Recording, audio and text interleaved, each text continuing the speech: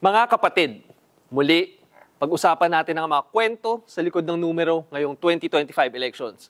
At ngayon, himayin natin ang mga numero ni Senator Bongo na number 1 nga ngayong 2025 senatorial elections with 26.49 million votes.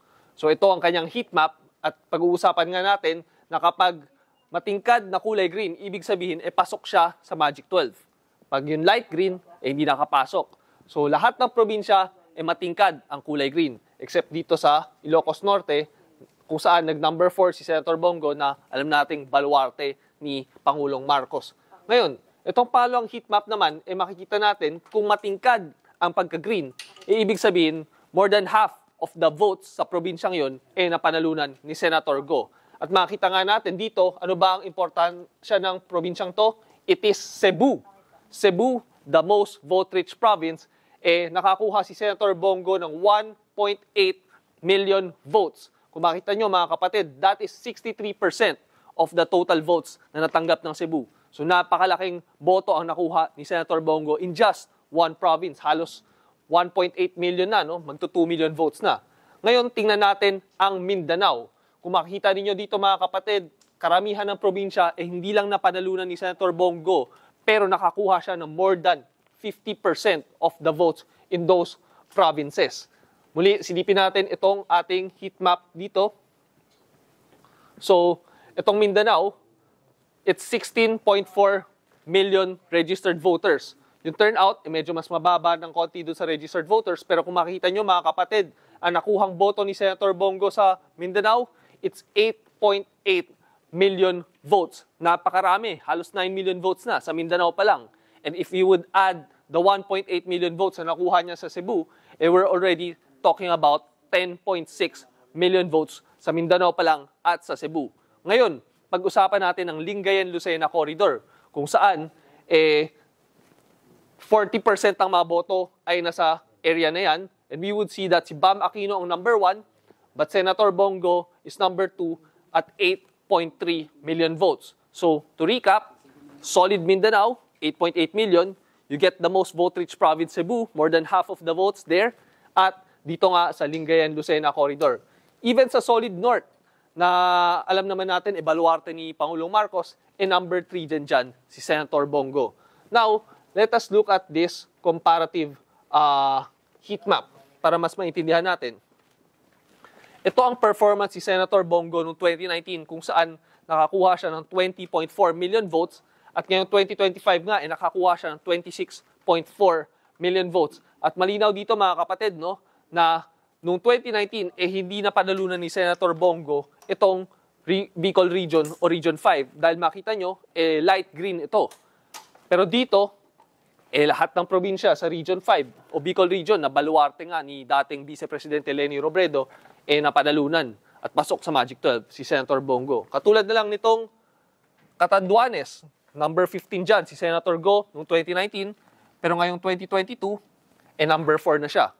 So talagang ang daming areas na napanalunan ni Senator Go at tumaas pa ang kanyang numbers. Another example, Cebu, pinag-usapan natin, noong 2019, 1.2 million votes ang nakuha ni Senator Go, number 2 siya noong 2019.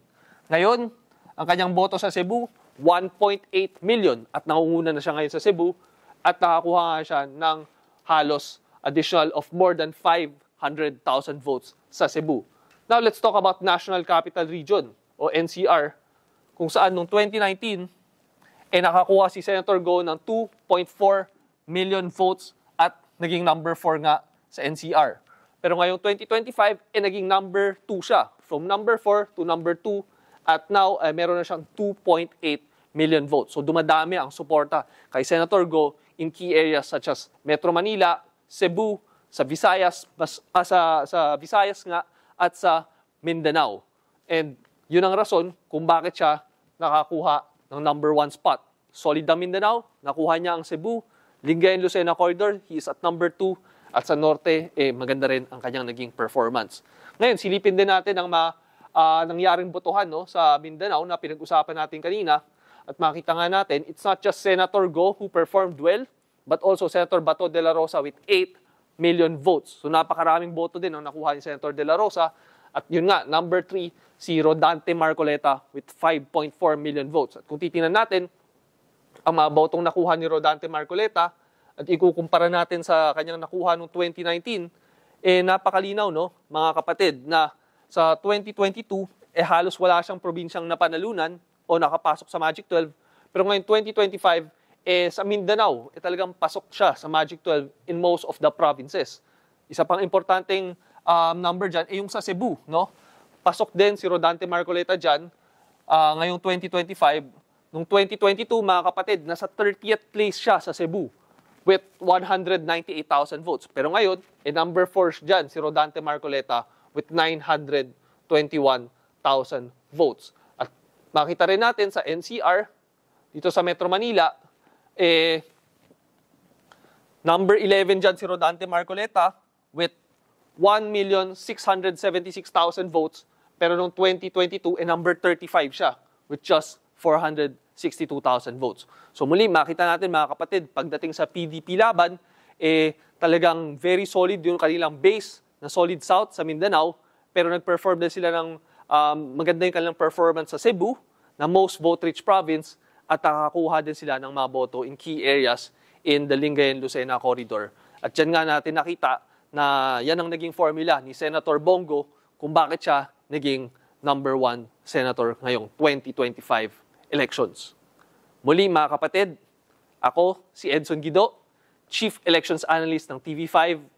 Bilang Pilipino, bayan ang ipanalo.